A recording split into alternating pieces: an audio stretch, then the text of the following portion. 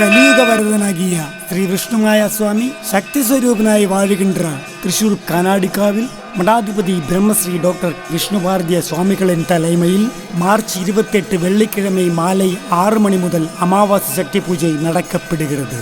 சடங்கு சட்டங்களால் புஷ்பாபிஷேகம் செய்த விஷ்ணுமாய சுவாமியின் சொரூபத்தில் கோவில் மடாதிபதி நேரடியாக அமாவாசை பூஜை பூஜாதி கர்மங்களை செய்து கொள்வதும் இந்த அமாவாசை சக்தி பூஜையை பார்த்து வணங்குவது மூலம் வாழ்க்கையிலே சர்வதோஷங்களும் மாறி எல்லா விதமான ஐஸ்வர்யங்களும் வந்து செயற்படுவதுமாகிறது.